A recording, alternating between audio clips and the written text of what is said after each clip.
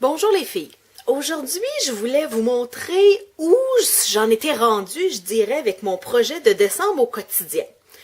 Alors, ma page titre, je vous avais montré comment je l'avais confectionnée.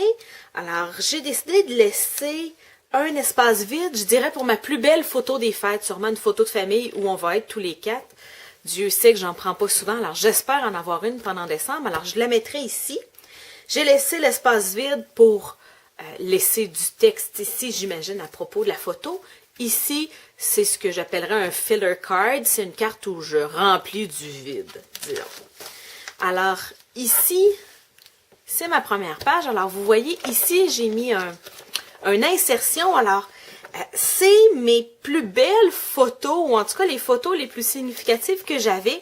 Alors, je veux les garder pour faire je dirais des pages de scrapbooking traditionnelles. Je ne dirais pas des vraies pages de scrapbook, là, mais des choses plus traditionnelles. Alors, je les ai mis pour me souvenir quand est-ce qu'elles avaient été prises, puis pour me souvenir de les prendre et de les insérer à cet endroit-là.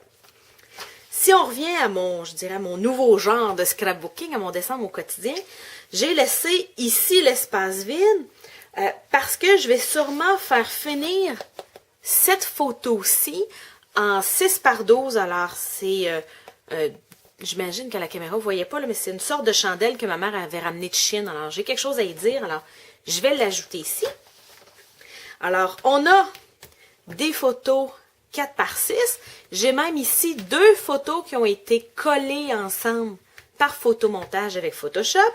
Je suis venue mettre différents éléments de scrapbooking, je dirais. Alors, ici, c'est des cartes de journaling. Alors, c'est des cartes où j'ai du quadrillé, où je peux facilement écrire. Ici, j'ai une petite étiquette dans laquelle je peux écrire. Et ici, c'est plus pour décorer. J'écrirai vraiment pas rien. C'est du carton vélin. Alors, on tourne. Alors, c'est vraiment le principe qui se répète. Alors, j'ai quelques photos. J'ai des endroits où je peux écrire. Alors, ici, je calcule que j'ai mis du papier quadrillé, je vais écrire quelque chose. Ici, c'était juste parce que je trouvais la carte belle. Souvent, je m'inspire de cartes de scrapbooking pour venir boucher des trous, mettre des choses, je dirais, plus créatives. Ici, j'ai un tout petit espace pour écrire. Ici, j'écrirai pas. C'est comme une belle carte faite. Ici, c'est du carton transparent. Je vais peut-être venir y mettre une étiquette. Mais ça vous donne une idée que j'alterne entre des photos horizontales, des photos verticales, des montages photos de 2 photos. Tout ça pour mettre en valeur les photos que j'ai de décembre sans avoir à y passer des heures et des heures à faire de l'artisanat. Alors, si vous avez des questions sur la façon de procéder ou comment utiliser les pages protectrices subdivisées de Stampin' Up!, vous pouvez me joindre sur mon site web à carterieartisanale.com.